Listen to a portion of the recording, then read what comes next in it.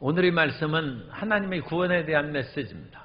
그래서 스승을 주시고 예배 때 임하심으로 하나님께서 구원을 베푸시는 말씀을 전하고 있습니다. 흔히 하는 말로 파리를 잡을 때 파리약이나 독약으로 잡는 것보다 한 방울이 꿀방울이 더 많은 파리를 잡을 수 있다는 말이 있습니다. 잘못한 사람에게는 매를 들고 채찍을 가하는 것이 당연한 것이죠. 그런데도 불구하고 잘못한 그런 사람에게 사랑의 떡을 주고 맛있는 음식을 주고 마치 장발장처럼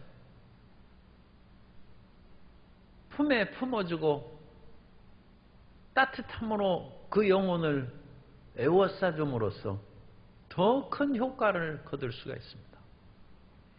하나님께서는 이사야 30장을 통하여 끝까지 자기 고집을 버리지 아니하고 애굽과 화친하고 동맹을 맺어서 아수르를 물리치려는 그 어리석은 예루살렘의 지도자를 책망하십니다.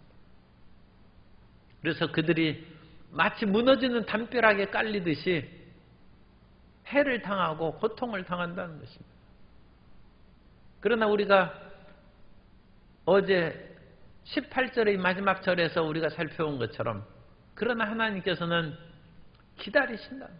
하나님께서는 심판하시고 멸망시키기 위해서 그들을 채찍을 내리시는 것이 아니라 돌이키려고 하나님께서 징계하시는 것이니까 하나님은 기다리신다는 것입니다.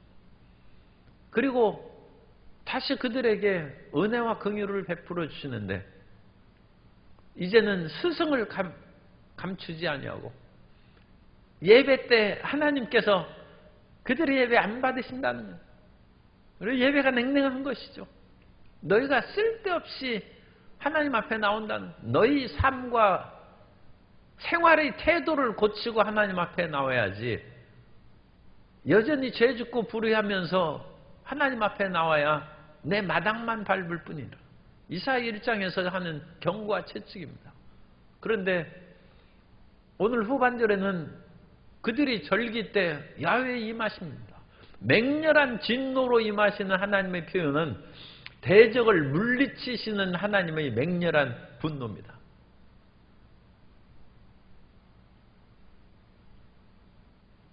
하나님께서 이스라엘이 잘못했으니까 아수르를 들여다가 좀 혼내주라고 얘기했는데 아수르가 너무 심하게 이스라엘을 괴롭히고 채찍을 내리고 몽둥이로 치니까 하나님이 진노하십니다.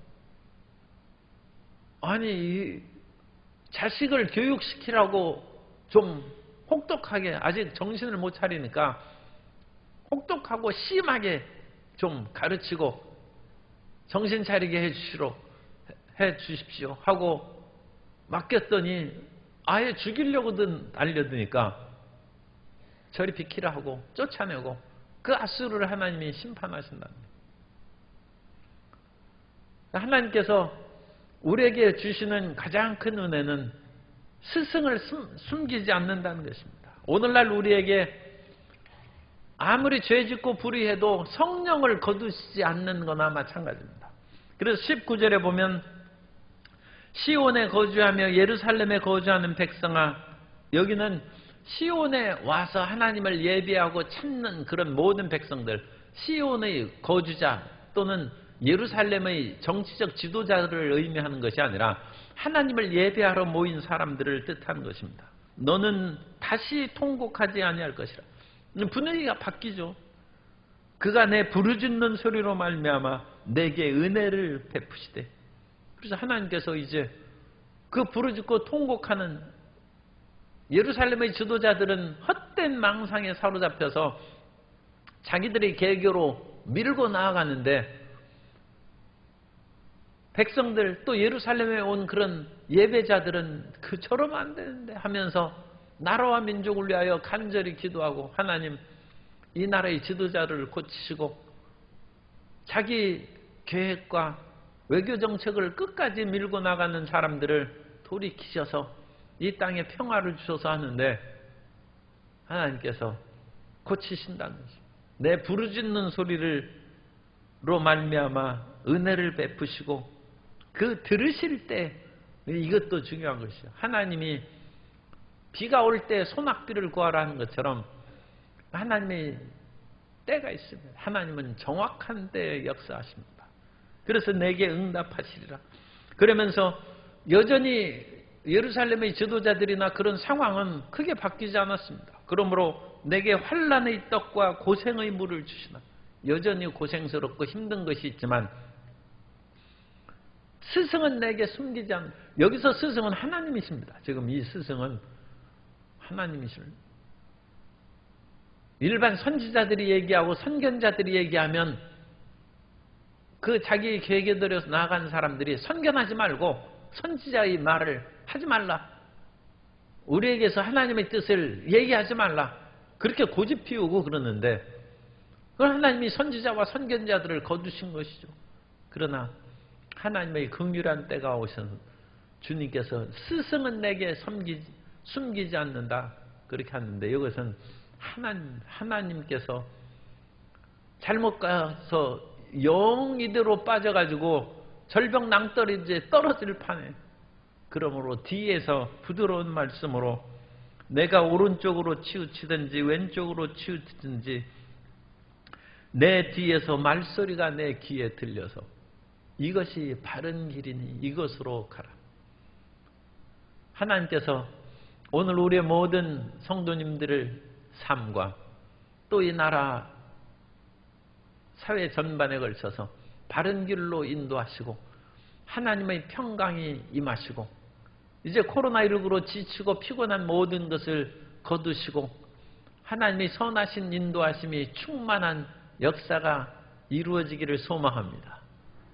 하나님께서 지금 팬데믹으로 온 세상에 고통을 당하는데 언젠가는 끝나겠죠. 그러나 그것이 속히 임하시고 우리의 삶 가운데 오늘부터 회복의 역사가 일어나게 되시기를 주님 이름으로 축복합니다. 하나님이 말씀하신 것입니다. 내 귀에 들려 이르기를 이것이 바른 길이니 너희는 이리로 가라. 성령의 음성으로 우리에게 들려주시는 것입니다. 주님께서 우리가 범죄하면 성령을 근심하게 하면 성령께서 말씀 안 하십니다. 그런데 그대로 놔뒀다가는 완전히 이거 죽을 판에 하나님이 불의하고 죄 지은 자에게도 말씀하시는 것입니다. 우리가 통상적이고 일반적인 메시지는 회개하라는 것입니다. 그래야 하나님께서 말씀하시고 돌보아 주신다는 것입니다. 그러나 둘째 아들처럼 탕자가 허랑방탕하게 모든 것을 써버리고 그랬는데도 하나님께서 은혜를 주셔서 호련히 둘째 아들이 내가 하늘과 아버지께 죄를 범하였으니 내가 아버지께로 돌아간다는 것입니다. 아니 그런 깨달음이 그건 정말 열심히 기도해야 그런 깨달음이 있고 회개해야 하나님께서 주신 은혜인데 너무 고생하고 괴로워하는데 갑자기 그런 빛이 임한. 그러므로 소상공인 자영업자들이 너무 힘들고 외로워서 이게 어찌 내가 이게 살고 하는데 하나님께서 빛을 비춰주셔서 낙심하지 말라. 두려워하지 말라. 내가 너에게 길을 열어주겠다. 이것이 바른 길이니 그 길로 걸어가면 내가 다시 살아날 것이고 7배의 그런 축복을 받을 것이다.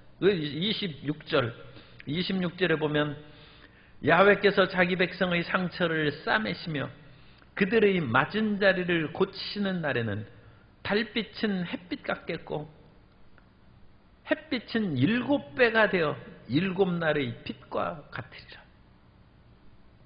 강렬한 하나님의 축복, 모든 연약함과 허물과 죄를 뛰어넘는 주의 축복, 그것으로 인하여 우리가 사는 것입니다.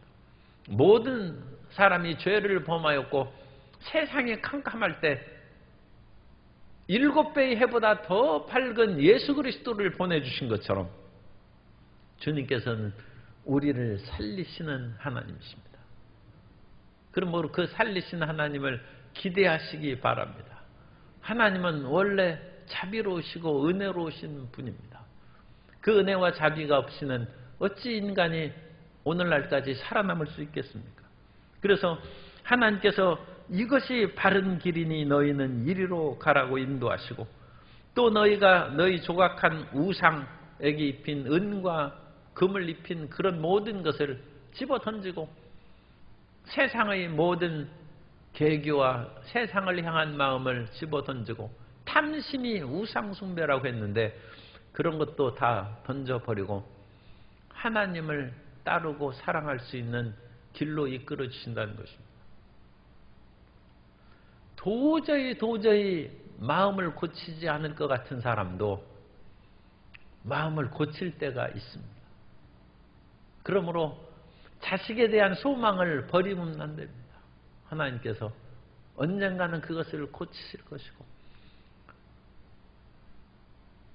우리 한국교회 부흥회 시절에 그와 같이 깡패로 살아가던 사람들, 나이가 40, 50이 되어서 도저히 이 인생 이제는 끝나고 해결을 못할 그 사람이 호련히 변해서 예수님 믿고 새 사람 되는 것입니다. 그러므로 젊을 때 방황하는 자식들로 인하여 열심히 기도하되 너무 낙심하고 절망할 까닭이 없습니다. 하나님께서 은혜 베푸실 때 우리의 기도를 들으실 그때 회복시키고 고쳐주실 줄 믿습니다. 그리고 그 고치는 때에는 이 구약성경은 항상 실질적이고 현실적인 축복을 얘기합니다. 스승을 보내고 바른 길로 인도하는 것은 어떤 면으로 정신적이고 영적인 축복이죠. 그런데 그것만으로 하나님께서는 우리를 채우시는 것이 아니라 물질적인 복을 내려주십니다. 그래서 23절 이하에는 내가 땅에 뿌린 종자에 주께서 비를 주사 땅이 먹을 것을 내며 곡식이 풍성하고 기름지게 할 것이다. 일용할 양식이 풍성해지는 것입니다.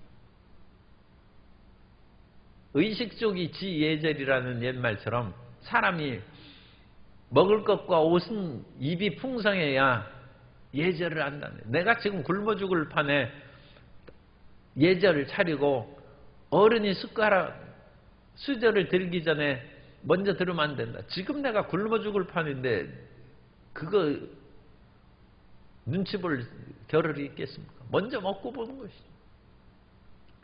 그러나 그런 것이 채우면 예절을 알고 예법을 안다. 하나님께서 우리가 사람 사이에 예의를 차리고 다른 사람을 배려할 수 있는 넉넉함과 여유를 주시기를 축복합니다. 그런 것이 우리 마음을 예의를 잊고 올바른 사람으로 만드는 것입니다. 그리고 어찌나 하나님께서 풍성하게 해주시는지 24절이 좀 이제 어려운 구절처럼 밭가는 소와 어린 나귀도 키와 새스랑으로 까부르고 맛있게 요리한 그런, 원래 소나 이런 것은 그냥 못 먹는 거나 겨 뭐 그런 것을 이렇게 주지 않습니까? 그런데 이 밭가는 소와 어린 나귀도 깨끗이 까부르고 잘된 그런 그러니까 진짜 쌀을 이렇게 잘 해가지고 소한테 준다는 거죠. 소금도 이렇게 좀 넣어서 맛있게 한 먹이를, 소도 이와 같이 사람 대접하듯이 좋은 먹이를 주니까 사람은 얼마나 풍요롭고 대접을 받겠습니까? 이제 그런 상황을 말하는 것입니다. 25절에 크게 사륙하는 날은, 이것은 이 문맥사에서 읽어야 됩니다. 대적을 사륙하는 날입니다. 그러니까 그 대적이라는 단어가 없습니다. 지금 하나님의 백성들을 축복하니까 하나님의 백성을 사륙하는 날이 아니죠. 대적을 사륙하는 날, 망대가, 대적들의 모든 망대가 무너질 때 고산마다 줄령마다 시냇물, 개울물이 흐른다. 이것은 축복, 물이 콸콸콸 흘러 넘치고 산에 골짜기에 물이 흘러야 그 산이 좋은 것이지, 산에 올라가서 여름 시원한 데 찾아가 봤는데 물이 하나도 없어. 다 말라버렸어. 그럼 그거 어찌 시원하고 행복하겠습니까? 그 모든 것이 물이 흘러 넘치고 26절에 이른 것처럼 하나님께서 자기 백성의 상처를 싸매시고 맞은 자리를 고치시고 치료의 광선이 7배나 강렬하게 비친다. 그렇게 생각하면 됩니다. 의의 태양이 떠올라 치료하는 광선을 바라시는데 그 치료의 역사가 칠갑절 강렬하게 비치는 은혜의 때가 나타난다는 것입니다. 그리고 27절부터 33절까지는 예배 가운데 임하시는 하나님의 위대한 역사로 적군을 물리치는 것입니다. 끊임없이 우리는 우리를 괴롭히는 사람들을 주위에 쌓여서 고통을 당하고 있는데 그것도 때가 있는 것이죠. 원수가 우리를 치고 우리를 짓밟을 때를 영원히 그러겠습니까? 하나님이 우리의 편이고 하나님이 우리 아버지가 되시는데 그대로 놔두시겠습니까? 그래 여기에서는 분명히 아수르라고 이제 나오죠. 아수르라고. 그래서 이 31절에 보면 야훼의 목소리에 아수르가 낙담할 것입니다. 지금 유다에 있어서 가장 큰 대적이 아수르고 이 아수르에게 조공을 계속 바치면서 억압되어 살아오다가 아수르의 세력이 좀 약화되니까 애굽의 도움을 얻어서 아수르를 물리치려고 하는 것입니다. 그런데 그것이 잘못됐다는 거죠. 하나님을 도움으로 삼아야지 애굽과 화친하고 더군다나 애굽은 가만히 앉은 라합이랍니다.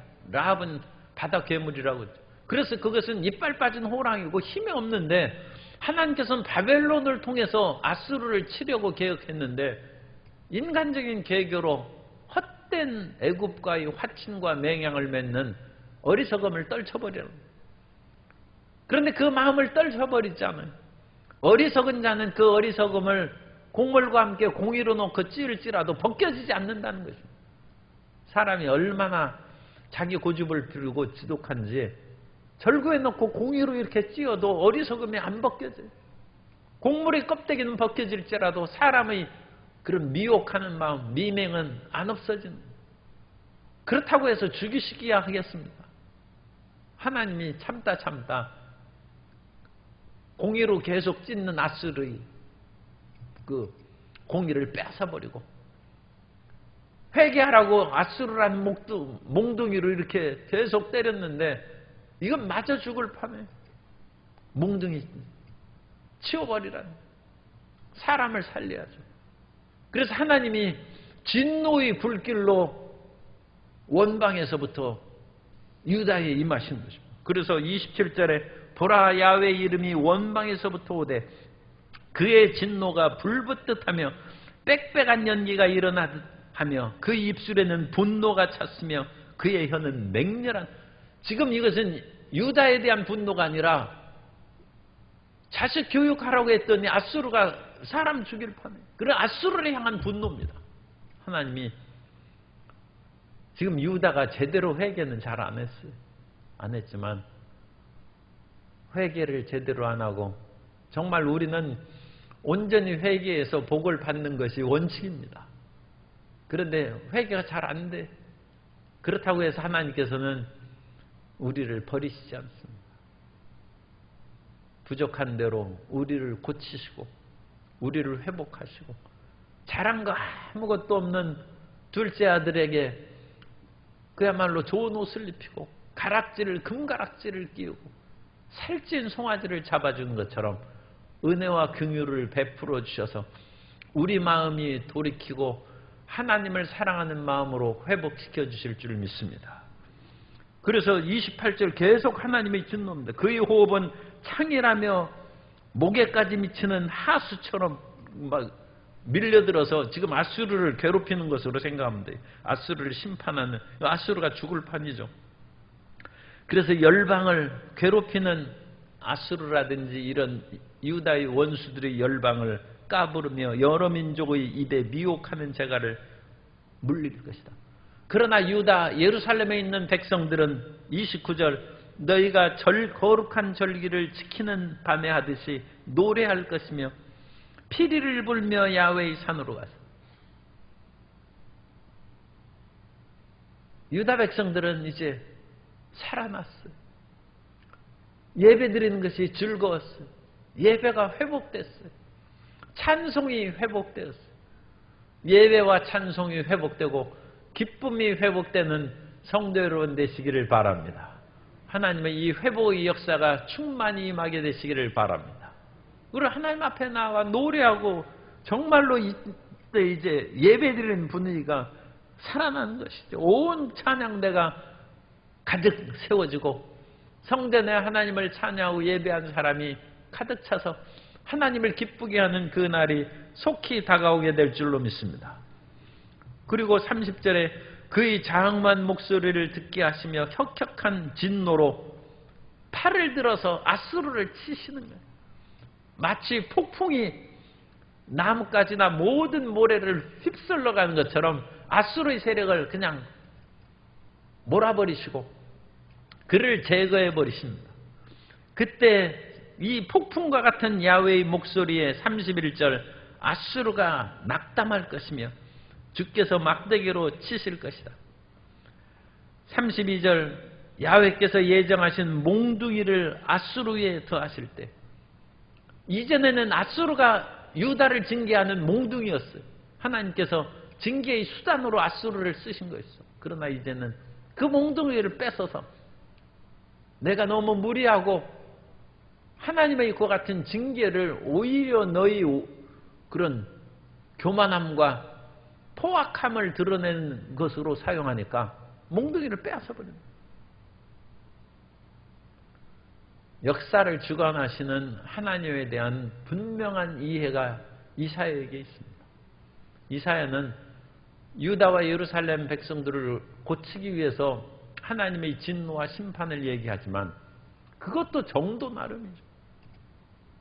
이사야 때 아수르가 와가지고 예루살렘을 에워싸서 곧 멸망시키려고 하는데 그 아수르의 그런 군대 장관들이 와서 야훼가 어떤 신이기에 우리에게서 건져내겠느냐고. 우리가 이제까지 수많은 그런 이방 신들을 다 멸절하고 승리를 했는데 예루살렘의 야훼 하나님이 무슨 신이기에 너희를 건질 수 있겠느냐.